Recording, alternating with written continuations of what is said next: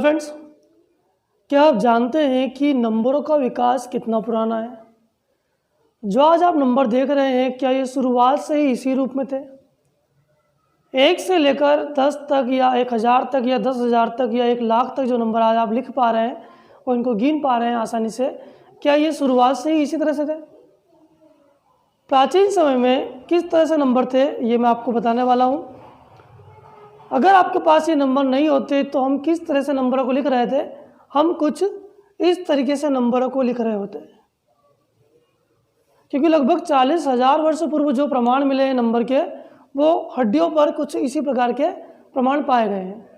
यानी कि जो नंबर की जीवन है वो इंसान के जीवन के साथ साथ ही आगे बढ़ रहा है।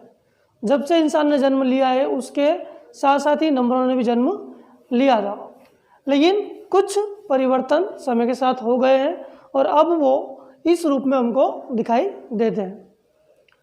ये जो नंबर हम पढ़ रहे हैं 1 2 3 4, क्या ये शुरुआत से ऐसे थे? बिल्कुल ऐसा नहीं है।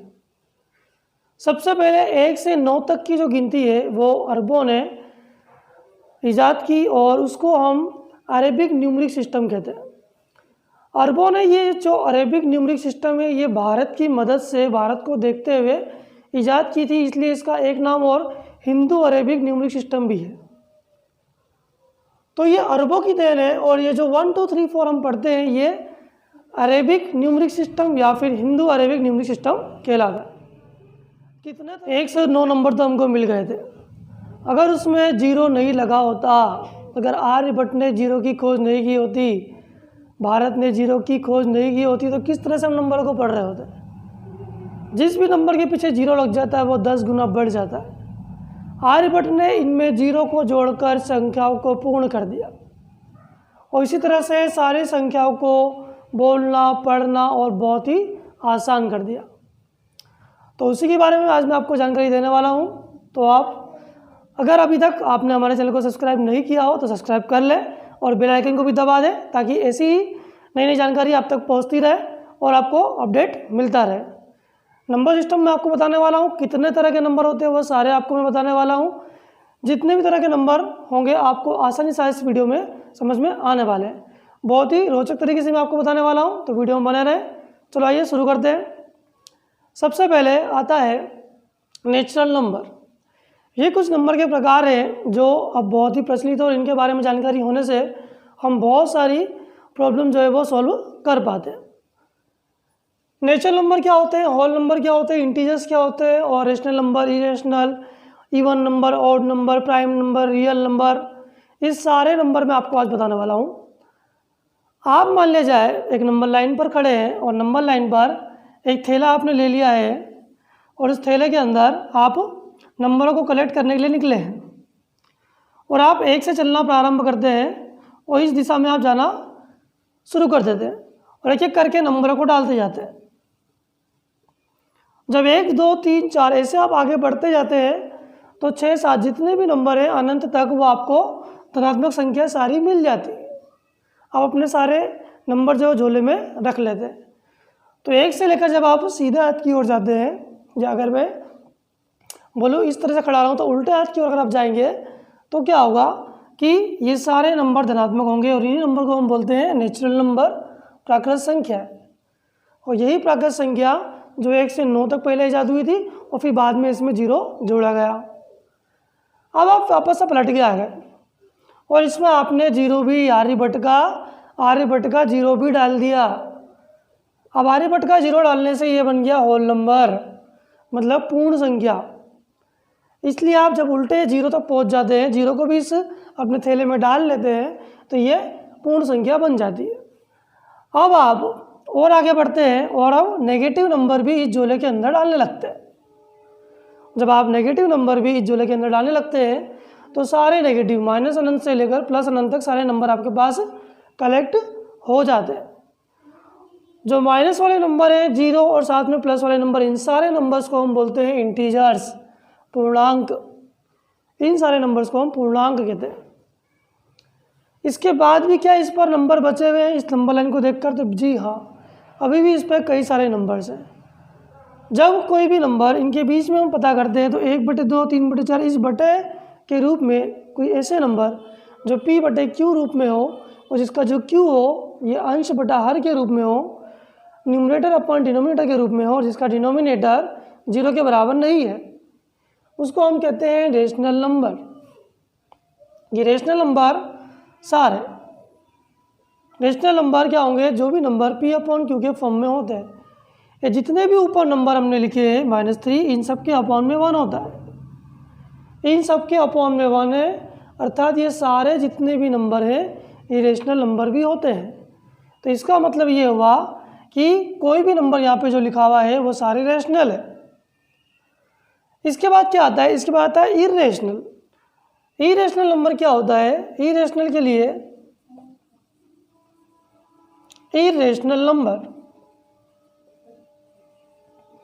अपरिमेय संख्या।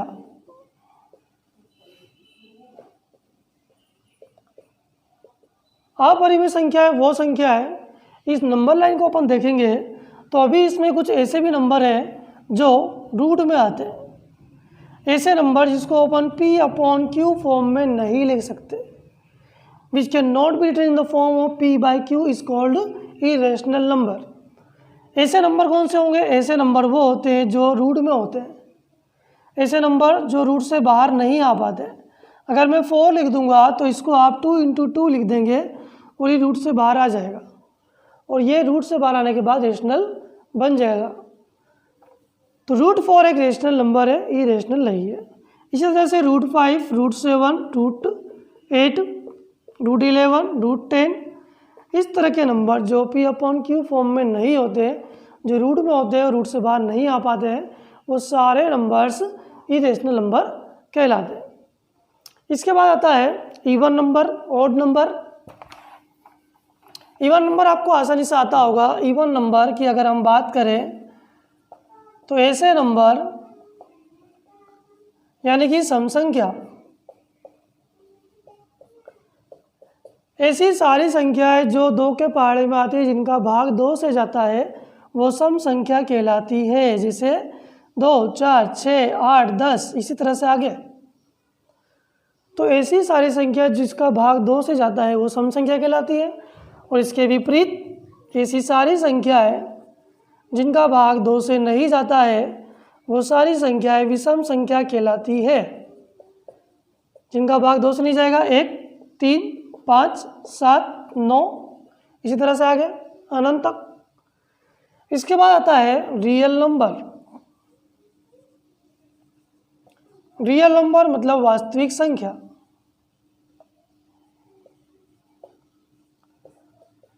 वास्तविक संख्या क्या होती है? वास्तविक संख्या वे संख्या है, अगर हमारे पास जो थैला था हमने उसके अंदर सारे नंबर, जब हमने उसके अंदर प्लस की संख्या डाली 1, 2, 3, 4 तो वो प्राकृत बन गया। फिर उसके बाद हमने जब उल्टे आए और 0 को डाला तो वो पूर्ण संख्या बन गया और जब उसके अंदर माइनस के भी हम और पीछे चले गए तो वो पूर्णांक बन गया। उसके बाद जो बचे हुए थे p अपॉन q के फॉर्म में वो परिमेय संख्या हो गई। उसके बाद जो ऐसी संख्या है जो p अपॉन q फॉर्म में नहीं आती है वो अपरिमेय हो गई। अब कोई नंबर बचा है, अब नंबर लाइन पे कोई भी नंबर नहीं बचा है। तो परिमेय और अपरिमेय, जो परिमेय है मतलब ये सारी संख्या जो भी बोर्ड पर लिखी हुई है, परिमेय संख्या प्लस अपरिमेय संख्या, अपरिमेय संख्या का जो समूह होगा, the group of rational number and irrational number, जो रेशनल नंबर और इरेशनल नंबर का जो ग्रुप होगा उसी को हम बोलेंगे रियल नंबर। इससे बहुत सारे क्वेश्चंस ये बनते हैं कि अगर मैं आपसे पूछूं कि क्या -3 एक रेशनल नंबर है तो आप बोलेंगे जी हाँ है। कैसे? क्योंकि हमने कहा था इन सब के अपॉन में क्या आता है? 1 आता है और रेशनल नंबर की डेफिनेशन ये कहती है कि जो भी नंबर को अपन p अपॉन q फॉर्म में लिख सकते हैं वो रेशनल नंबर होता है। अब आप बात समझेंगे कि क्या 1 रेशनल नंबर है? जी हाँ है। 1 होल नंबर है? जी हाँ है, क्योंकि 1 होल नंबर। इस तरीके से बहुत सारे सवाल बनते हैं कि क्या 0 एक प्राकृत संख्या है? तो आप सोचेंगे कि 0, जब हम 1 से उधर राइट साइड में गए थे तो कभी भी हमको 0 नहीं मिला था। तो 0 एक प्राकृत संख्या नहीं है। क्या 0 एक होल नंबर है मतलब पूर्ण संख्या है? तो जी हाँ है। अगर मैं आपसे पूछूं कि क्या 0 एक पूर्णांक है तो बिल्कुल है। मतलब जब भी आपसे अगर ये पूछा जाएगा, इस तरह से अगर आप इस सीक्वेंस को याद कर लेंगे कि क्या प्राकृत संख्या, सारी प्राकृत संख्या पूर्ण संख्या होती है तो बिल्कुल होती है। जितनी भी प्राकृत संख्या है वो पूर्ण के अंदर आती है। क्या सारे पूर्ण या पूर्ण संख्या वो पूर्णांक होती है तो बिल्कुल, देखो सारे जो पूर्णांक है वो पूर्ण संख्या के अंदर है। सारी जो पूर्णांक है या इंटीजर्स है क्या वो रेशनल नंबर होते हैं? बिल्कुल होते हैं। तो इस तरीके से आप ये सारे क्वेश्चन सॉल्व कर सकते हैं। ये जितने भी नंबर यहाँ पर लिखे हैं इन सबको हम रियल नंबर बोलेंगे। मैं किसी भी नंबर पे यहाँ पे हाथ रख दूँगा ऑलवेज रियल होगा, यानी कि यहाँ पे जो भी नंबर लिखा हो उसको हम रियल बोल सकते हैं। ठीक है, तो ये था हमारा छोटा सा वीडियो। आपका वीडियो कैसा लगा आप हमें ज़रूर बताएं, और अगर अच्छा लगा हो तो कमेंट, लाइक और शेयर ज़रूर करें, क्योंकि उससे ही हमें मोटिवेशन मिलता है और मैं आपके लिए ऐसे नए नए वीडियो लेकर आता हूँ। तो वीडियो को पूरा देखने के लिए बहुत बहुत धन्यवाद, शुक्रिया, थैंक यू।